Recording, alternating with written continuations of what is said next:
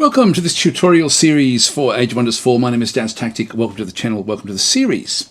Before I get started, special thank you to my Patreon supporters, anyone who does support the channel, whether it be things like channel memberships or merchandising or any of like games on Nexus, including this wonderful game.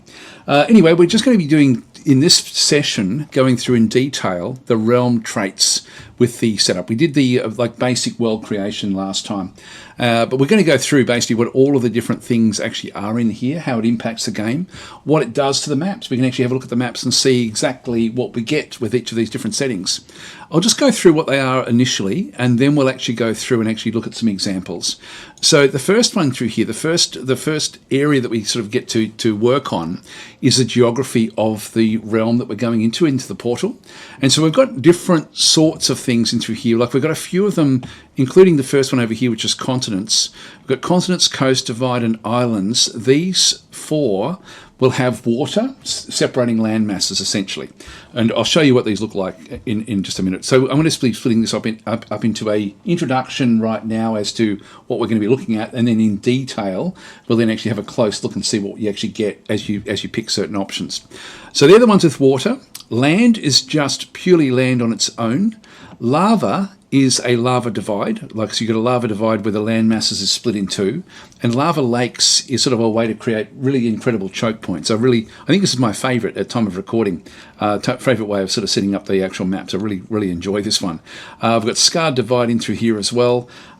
These are it's wherever it sort of talks about desolate or uninhabitable oceans, it's talking about a sand sea essentially, like a big desert, including this one, barren oceans in through here as well.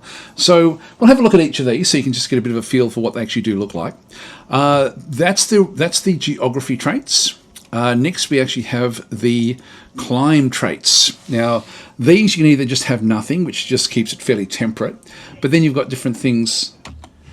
Now these traits push the various provinces or the different types of provinces in certain directions. For example, the desert province, you've got desert provinces are common, Arctic, highlands, temperate and desolate provinces are absent, so you basically don't even get your standard grass type provinces in through this one here. Forest provinces are rare, and wetlands provinces are absent completely. So that's sort of what you get with desert. Endless fields in through here. Temperate provinces are common.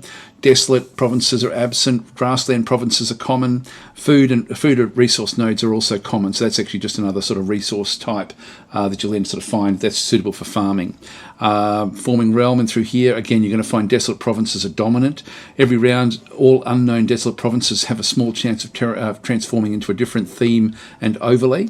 So this is actually mutually exclusive with something called warping wilds, which is another sort of thing. But you get the idea. These actually will then change the flavour of the map. So the actual topography of the map will then change with the climb traits. The next one across is the inhabitants traits. These dictate what sort of random creatures you're going to find at different locations. The spawn points are going to have these sorts of creatures as well. So, for example, Demonic Realm is going to have fiend units are common. So you still will find some of the other units, but they'll be predominantly fiends. Dragon territories, for example, dragon infestations are going to be common. It still means that you will find other things, but there'll be just more of these types of things than not. And so, again, you've got a lot of different ways of pushing these into different directions just with the types of creatures you're likely to then find mainly inhabiting the world. The next one across is an interesting one. This is actually the presence trait. This is who else is present with you on the map. And so quite often these will, well, not quite often, these will be other characters, other AI characters that you either have to work against or with to get a victory. So you've got, for example, Artisan Kings is an early one that you can sort of then go and get. So this realm is home to two powerful cities, each an empire in itself, led by Artisan Kings. So the Artisan Kings, so Tugram Hammerhall and Quarlock at Many Marshes start with massive throne cities. Each Artisan King starts with a nearby free city as a vassal. So they already have like a big advantage at the start of the game, and then you have to just deal with them as a very, very powerful AI faction, or two powerful AI factions. The Demon Prince, in this case, this realm is dominated by a powerful demonic prince of Oberdoth and their dominions. The demonic priest of Caravar, the Willbreaker, starts with a large throne city, two additional cities. So he's got three cities at the start. And his minions have got what's called Demonkin and Supergrowth. So they've already a long way along in the game before you even get started. So, and these have all got very, very different sorts of flavors and also different objectives as well. So just be aware of that. There's when you first come into the game, and so you're probably just thinking, I don't have anywhere near this number of presence traits. I've only got one. In fact, what is the one that you start with? I forget which one there is. I think it may be Artisan Kings actually is the one that you do start with. So if you haven't played much of the game, if you haven't unlocked much through the Pantheon, you're probably going to find you've only got Artisan Kings in here. But as you start to unlock things, you're going to find you get more and more of these. And these really just add, I guess, a mission flavour to the actual maps that you're playing, which is quite cool. I've got to say, you know, I love the way that they've split all this up. That's the presence traits. We then actually have 4 miscellaneous traits all the way down the bottom through here. And these have got like a lot of different sorts of aspects. So you can mix and match as long as it doesn't sort of, like you can't have massive underground and small underground, for example. They're mutually exclusive. So you can't actually have both of those together. But you can mix and match any of these through these 4 if you want them to. So you've got Arctic Blizzards, Crystalline Abundance, Domain of Mayhem, etc., etc. These are environmental effects. So these do different sorts of things to the environment or to the map. So, for example, volcanic eruptions. So volcanic activity rages beneath the realm's desolate regions. All surface combat in desolate provinces is affected by volcanic eruptions. Units in desolate provinces suffer volcanic heat. And so these have got different aspects that they then sort of do things like, for example, your units can't regenerate with volcanic heat and they suffer -3 fire resistance, but gain +3 frost resistance in these sorts of territories. So that's the volcanic eruptions. They all do different things. Some of them quite pronounced in the actual in the sense of what the game does. The massive underground, the realm has unusually large caverns, or the small underground, the realm has unusually small caverns. Again, we'll have a look at some of these in a minute, just as we get into the second part of this one through here. You've got the free city modifiers. The free cities are cities that are independent. They're not the AI. They're not trying to create an empire, but they are trying to survive. And so you either make friends with them or go to war with them, or they may do the same with you. But they don't acquire other cities. They just try to look after themselves. And you've got different things that will then change what happens with these cities as well. There's quite a few modifiers in for that one there. Rule modifiers as well. These can be really, really unbalancing in the actual game itself.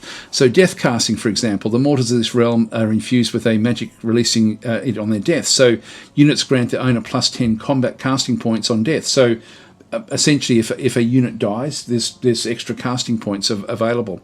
I guess it's not really all that powerful with what it does do, but you've got things like megacities, for example. This world allows for the construction of immense megacities, yet traditional expansion is impossible. So you cannot absorb, migrate, or settle new cities. So cities can perform province annexations, +5 provinces further away. So it means you end up with just one massively big city. No respite in through here. It's like this one here. The unit actively interferes with natural healing. So Empire units suffer no respite. But have a read through and see if there's stuff in here when you are trying to set something up that you may be interested in. But again, I will just go back to what I said in the last episode, or maybe the episode before. You don't need very many of these to wildly create a very different feel to your game. And I think it's a bit of a habit of particularly new players to just add all sorts of different things in to see what it does. But in reality, just having one thing up in here is great for starting players. So I want to sort of emphasize that one. We also have unit modifiers. So curse of undeath. So the inhabitants of this realm are cursed with a restless death. So Marauder and Free City units gain Curse of Undeath in through there as well. And so this one here is when this unit dies, it is resurrected with 20% of its maximum hit points after one turn. So this means that if the creatures keep on coming back to life, that's the Curse of Undeath. These will then just sort of change things. You know, this realm is we've got Marauder units gain super growth. Marauder units are the wandering stacks. We'll talk about them in one of the other episodes. I'll sort of explain how they work. It's quite an important thing to actually understand, but we'll get there eventually. And so you can mix and match. You don't have to just pick one from each of the 4 locations. You can actually have volcanic eruptions and also go and get Arctic blizzards. That's fine. You can actually have multiple in the from within the same area if you want. You don't have to. Anyway, let's just go back to none. And so that's sort of how the realm traits are set up. There's an awful lot of customization that you can do if you want to, but you don't have to.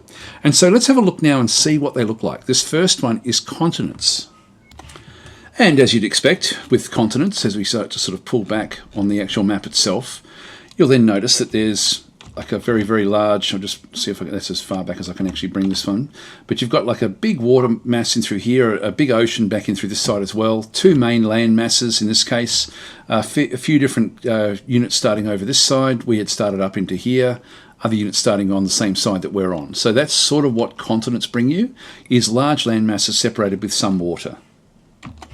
Right, let's start one with coast and see what that looks like. And so coast is essentially just one massive landmass with a large ocean sort of jutted in on one of the sides. That's what you'll sort of find with coast. So there is connection all the way around, like this, in this case. The next one we'll have a look at is divide. And in this case, the map is literally just sort of split in two with a large ocean that runs through the middle of the actual map itself. So two land masses split by a central block of water. Next we'll have a look at islands. And surprise, surprise, we have got lots and lots of islands on the map. So who would have thought that would be the case? Well, that's pretty much the end of the water maps. So let's now have a look at some of the other types of maps.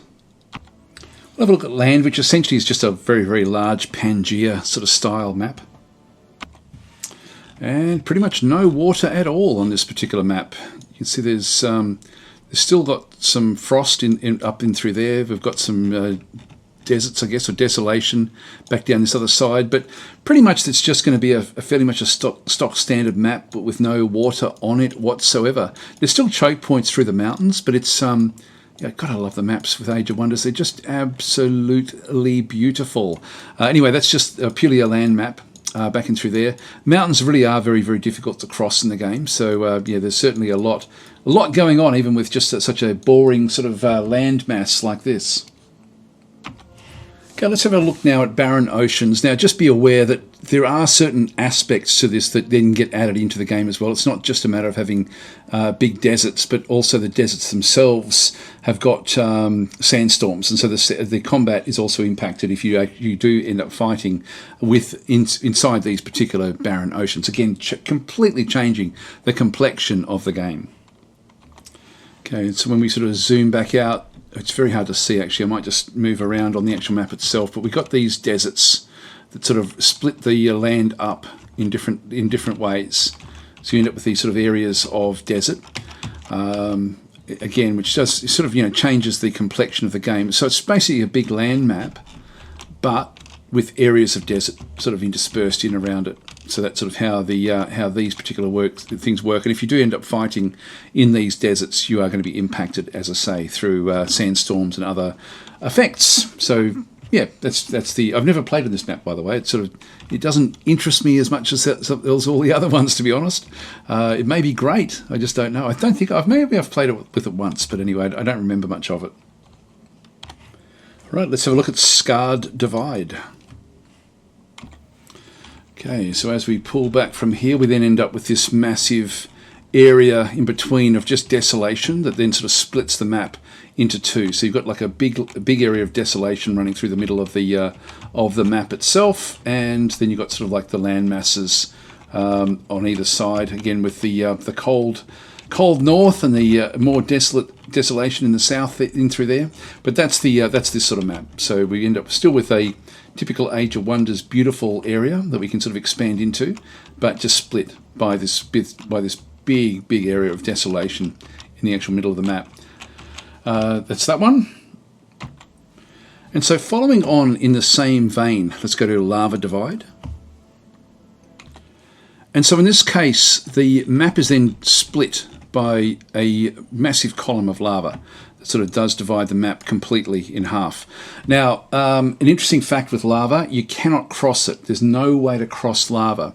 So you then be thinking, okay, well, how do I get to these other three that are over here when I'm sitting on this side of the map somewhere? Where are we? back over here. So we're in this particular location up through this other side. The way that you would have to do this is that underground, if we just go across and just go to the underground, which is just page down or page up, we'll then sort of see that there's still pockets of lava, etc., but there'll be a way across.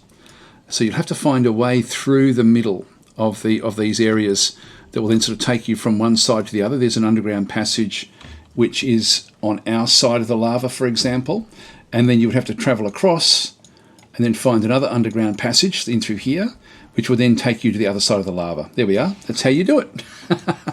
So, because there is no way to cross on the above map. What makes this so interesting for me, and I really quite like this one, is it means that you have essentially a war of two parts. One part where you're trying to dominate your particular landmass and your side of the map, and then a second one where you then are going underground to then go and try to take over the other side of the map. So it really does sort of split the game up quite interestingly with whatever is going to happen in through there. So that's the lava divide. And then lucky last for the geography traits. In fact, more than lucky last, is my favourite geography trait at the moment is lava lakes, which creates incredible choke points on the map. So let's have a look and see what that one looks like. Now in this case, water has gone and replaced essentially with big lakes of lava. And what this then ends up doing is it ends up splitting up the map into little choke points all over the place, which makes it really, really quite interesting.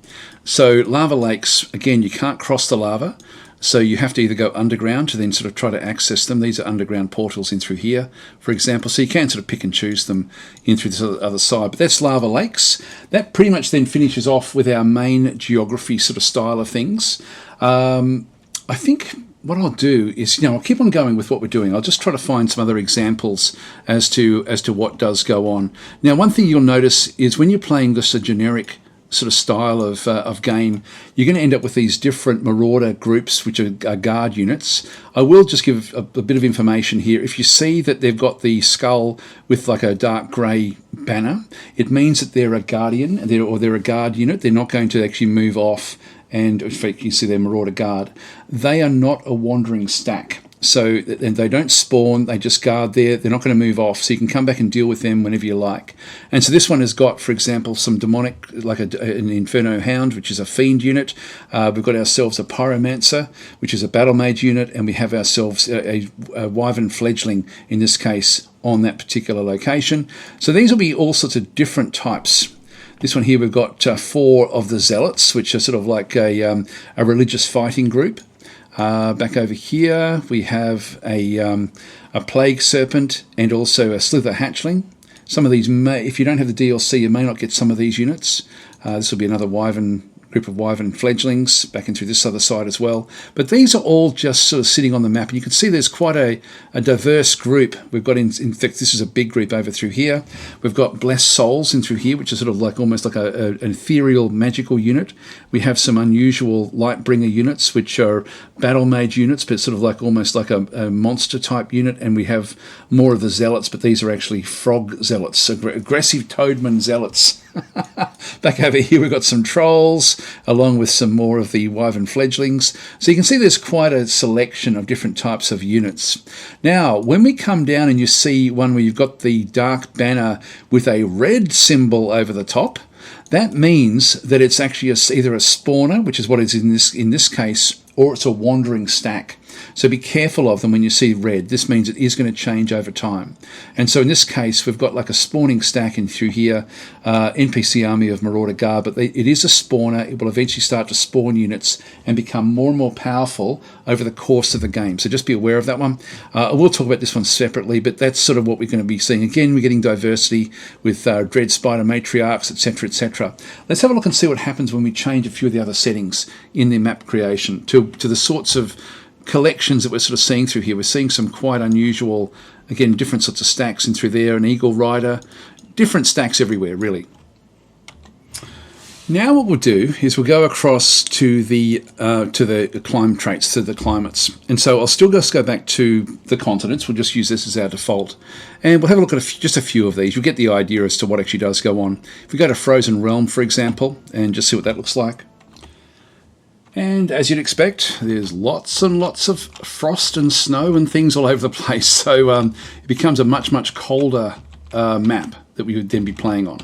So there's still areas of forest and areas of grasslands and things sort of interspersed with it, but it is mainly going to be frost in a lot of the locations. So that's what you get with that particular one. Highlands, as you'd expect, are going to sort of give us more mountains and highlands. And in this case, you're going to find that the mountain ranges are going to be sort of like dividing the land up much, much more than what you would have seen before. So these sort of the mountain ranges aren't in little clumps anymore, but sort of much more pronounced on the actual map itself. Pretty sort of changing things. If we sort of zoom back out, you can see that there's a lot of them, creating even more choke points again as well. So this is just another way of actually sort of playing. So you can only have one of these types of these climb traits in the actual game itself. I mean, if you have a look at this one, we've still got forests and things like this, but the mountains are everywhere. And let's just, to finish off this climb trait area, just have a look at endless fields, which you may want to play with, actually. It's sort of quite a friendly, sort of benign, open area. And so in this case, we've got practically no deserts anywhere. We've got the mountains are back to being sort of small and contained. It's just a very friendly sort of European sort of feel to the actual map itself. So again, quite a nice sort of selection for the actual map. It's not that different to the basic map, but anyway, that's they're the different sorts of climb traits, or sort of essentially the different things that then sort of change, I guess, the biomes that you then go and play in. Now, next to the inhabitants traits. Now, I should have shown you the typical map location before I did this bit of it. Anyway, if you remember, there was sort of like a bit of a diversity of different sorts of creatures on the actual map at that particular point in time. If we go to, for example, Demonic Realms and just choose that one and have a look at what that one actually looks like. And in this case, as you'd expect, we're going to get a lot of fiend units, infernals and things that are sort of like, these are Inferno Hounds, Inferno Puppies, as we come back through the map. There will be some, actually no, there's hardly any that aren't fiend units anywhere, including the spawners. So nearly everything is now a fiend unit. Got gremlins, which are also part of the fiend faction. Even in through here, we've got more gremlins. To be honest, I find this mode overdone, and with a fair few of these, it ends up just being very, very one-dimensional.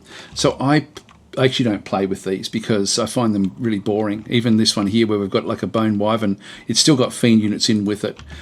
It's just all one-dimensional, in my opinion.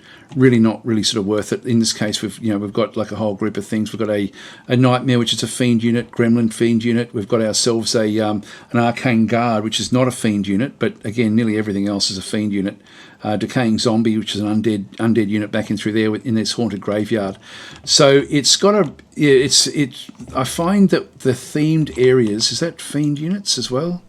Yeah, that's it's got a Skald, which is a fiend unit back in through that side. So it's sort of a bit too much with what does go on. There we go. We've got a Chaos Eater, a very, very large monster in through there. Anyway, that's sort of where we are with those sorts of creatures. And pretty much the only one that I've sort of found that still has a fairly good balance is the dragons. Yeah, the dragon territories with dragon infestations. It doesn't overdo them, or it hasn't in the past from my recollections. So with the dragon infestation, it still keeps a lot of the other types of units. We've got storm spirits, we've got more slithers, we've got ourselves carrion birds along with the houndmasters. So a big selection again. But the thing I like about the dragon infestation is that they really are only in certain little locations. Well, not little locations, but in this case, we do actually have, this is a dragon lair. This one is controlled by marauder guards, but there will be some with dragons on board as well. Let's have a quick look and see if we can just find some other infestation spots. Just see if we can find, there's not very, here we go. So we've got ourselves a dragon lair with a dragon on it, but they're not everywhere. Not like the fiends or the undead or anything like that. They have been moved around a little bit. They still have a collection of other types of units, but they will actually have like a big tier 5 dragon. In this case, it's a golden dragon. So that's the dragon lair back up through there. This, for me, is a good balance because you end up with still a big diversity of different types of units that you can then go and fight against. There's some fire giants. Again, if there are fiend units and things, it sort of does have a selection, which means it's sort of interesting every time that you do play it. With just some of the dragons, in their lairs, and again, they're in spawners, which means that eventually they're going to be spawning their own. If you don't deal with them, they will spawn dragon armies, which again is difficult if you're starting to play the game, but it's good fun overall. And so generally, as a bit of a guideline, I do find that these overdo it, like what we saw there with the demonic realm, with the fiend units being all over the place. There was hardly anything different, and unfortunately for a lot of these, that's what you're going to get. I wish it was more of a 50-50 type thing, where there's still like a preponderance of them, but there were still other types of units. But the dragon one for me is quite a good one. It's a good balance. There's not that many dragons where they are around. They do actually spawn armies that you have to then go and deal with later on. So for me, that's a good one. Fiends, or the demonic realm. What else is there? The rampant undeath. It's just too much. It's very, very one-dimensional. Becomes quite boring to play on those maps because of that one dimension. It's almost like they only had like a handful of units that they could put on the map.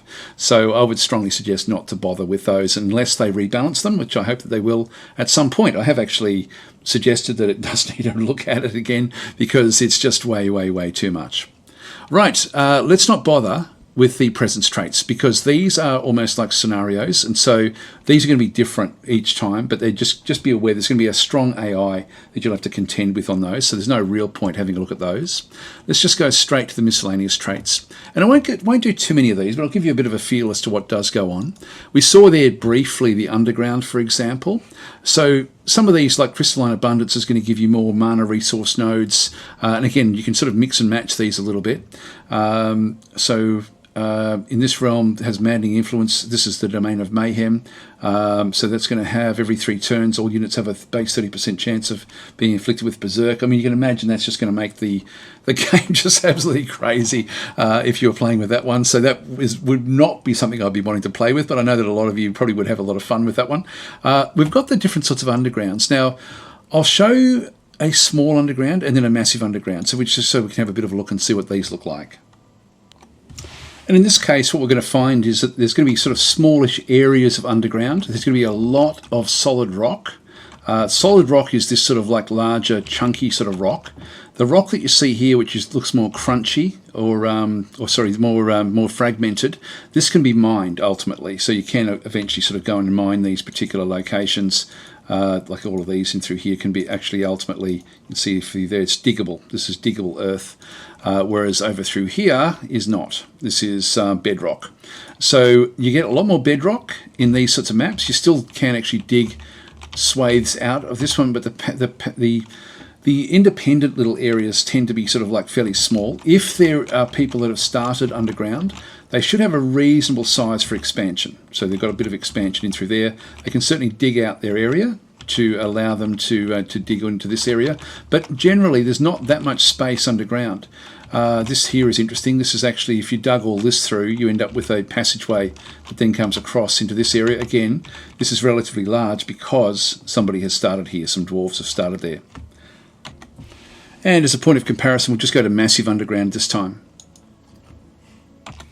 And in this case, as you'd expect, there's much less bedrock in this particular instance. Still biggish areas where different units can then get started.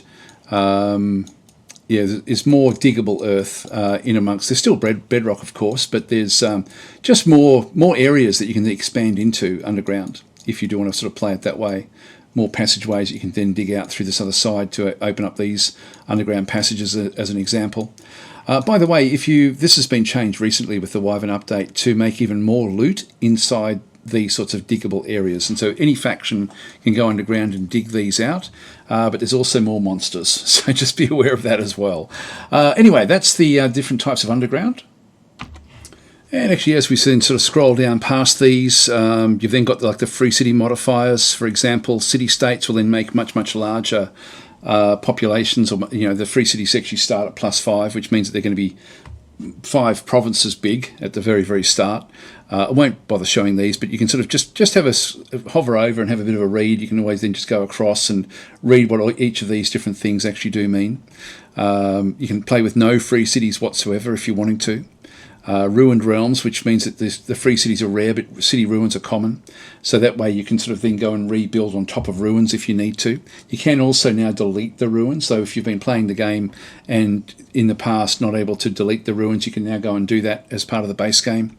Rule modifiers. I won't show all these, I don't think, because these are sort of, underground starts. Everyone has to start underground. Unit modifiers, again, these won't really sort of show much until you're actually playing the game, but just be aware that these really can unbalance your game, so play with them cautiously. What we'll be doing for our actual run through is literally just playing with continents, and that's it, and then just leaving everything else as per default. It is fun playing with these things, but you don't need a lot of them to really give you quite a difficult game to play. So just be aware of that, as I say. Now, you may be wondering, actually, I've just finished this off with actually how I am able to show all of these different maps, and I'll show you right now. So if we just go back in, I'll just go to next. I'll just show you what I've been doing, just in case you are wanting to sort of know how the cheat system works. You're probably thinking, how are you seeing the whole lot? I'm only seeing a small portion of the map. I'm cheating, that's why. But beware, if you do cheat, you then don't get anything through the Pantheon, and it is worth getting the Pantheon. So by all means, you can cheat. There are cheat sort of links on the web where you can sort of get like the different sorts of things to do. We'll just go next. Now I'm going to be showing Alfred Elderstone. That's what I've been choosing each time with these. I'll just select the faction. So we'll probably play, I think we'll play as him. I have to think about that. I think he's a good vanilla faction to play with, just to get used to the game before you start to do anything too wild and wonderful. What I've been doing is just skipping through this first bit, so I won't sort of bother showing any of this. And so typically that's all you get to see. Now if I zoom on out, I can see where I am on the big map, which is actually quite useful to do that. So we can see that we're on a coastline. We know we're playing with continents, so we can sort of now picture that there will be a landmass that then extends on through. So through the fog of war, we get some information. Like we can see there's a lot of forest on this particular map. We've got a mountain range that runs through there. There may be different sorts of buildings, like we can see that there's farms in through this side. There's a watchtower back over through here. So you can get some hints as to what's going on, but if you're really wanting to sort of see everything, then cheat's the only way to do it. So if you're on Windows, just Control-Alt-C. Control-Alt-C will then bring up the cheat console. You've got to read it online, because you've actually got to allow the console to show up first. So that's actually a setting. You do have to set that one. And then when you start to type anything, like if I press B, you'll then start to see different sorts of commands you can then type in to then sort of start to see them. So as you put a letter in, it's then going to show you all the different sorts of cheat codes and what they actually then go and do. And then what I've been using this one here is Barents, so explores and reveals the entire map. I can just go and click on that one if I wanted to, press enter, bang, map explored. We're away. There's a large city, like a large free city, for example, that we then need to make contact with. There's us back over through here as just one population. They've got the 6 already at the start. Lots and lots of different units back in through there. We saw there their various farms. They had 2 farms, so that actually is a bit of a giveaway that was actually part of a free city. There's the watchtower back over there that we saw there as well.